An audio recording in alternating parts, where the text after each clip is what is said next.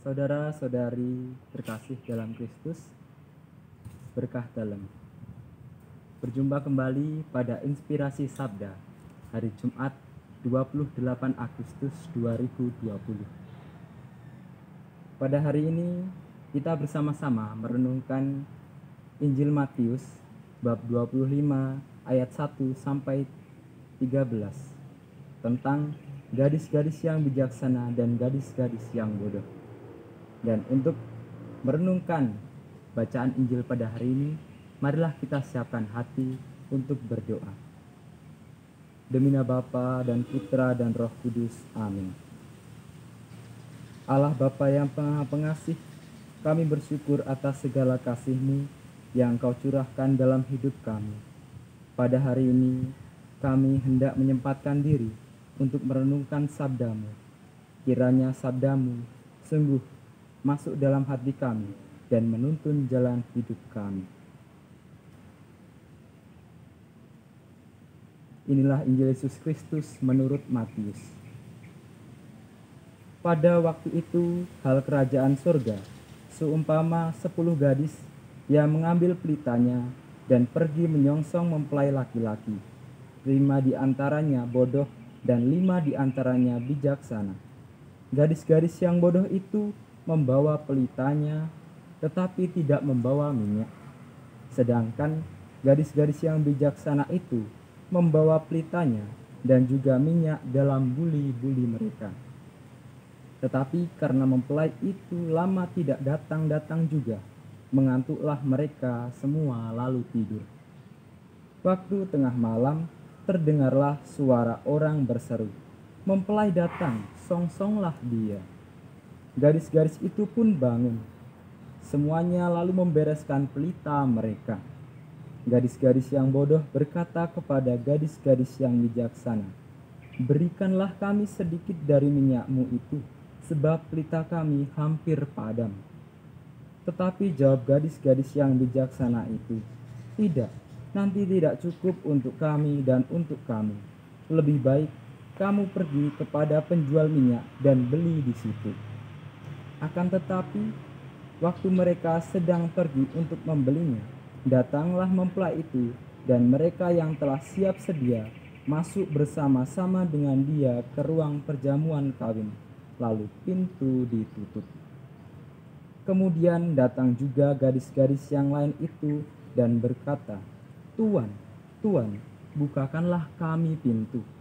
Tetapi ia menjawab, "Aku berkata kepadamu, sesungguhnya aku tidak mengenal kamu. Karena itu berjaga-jagalah, sebab kamu tidak tahu akan hari maupun akan saatnya." Demikianlah Injil Tuhan. Terpujilah Kristus. Saudara-saudari yang terkasih dalam Kristus, damai sejahtera bagi keluarga kita masing-masing. Baru saja kita mendengar bacaan Injil tentang kerajaan Allah yang diumpamakan seperti para gadis yang menyongsong mempelai perkawinan antara laki-laki dan juga seorang gadis. Di sini diumpamakan bahwa ada gadis-gadis yang hendak menyongsong mempelai laki-laki yang diantaranya bodoh dan juga bijaksana. Mungkin saudara-saudari pernah mendengar dalam pepatah bahasa Indonesia mengatakan, "Sedia payung sebelum hujan." Barangkali perumpamaan ini juga bisa menjadi bagi kita usaha untuk memahami bacaan Injil pada hari ini, di mana dalam menantikan kerajaan Allah, kita semestinya bersiap sedia. Kita mempersiapkan diri untuk menyambut kedatangan kerajaan Allah. Dan di sanalah persiapan kita itu dilakukan secara pribadi tentang kesiapsediaan kita. Namun kesiapsediaan kita bukan pertama-tama karena takut kalau nanti bila tidak diikuti ada kecenderungan takut akan terjadi musibah, azab ataupun juga hukuman.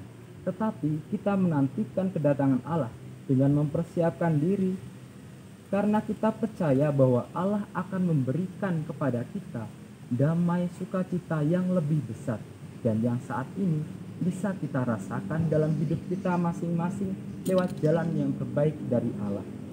Dan gadis-gadis yang bijaksana pada hari ini menjadi contoh bagaimana kita menjalani hidup dengan sikap berjaga-jaga.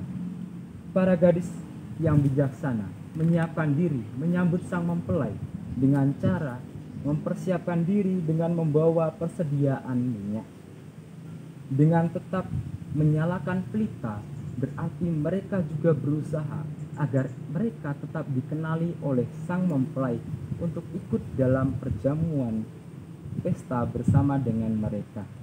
Dan dari sikap inilah kita belajar bahwa ternyata usaha kita untuk mengikuti Kristus tidak hanya sekedar ikut-ikutan saja, tapi sungguh mengusahakan tindakan, sikap hati, akal budi dan kesetiaan kita dalam mengikuti Kristus.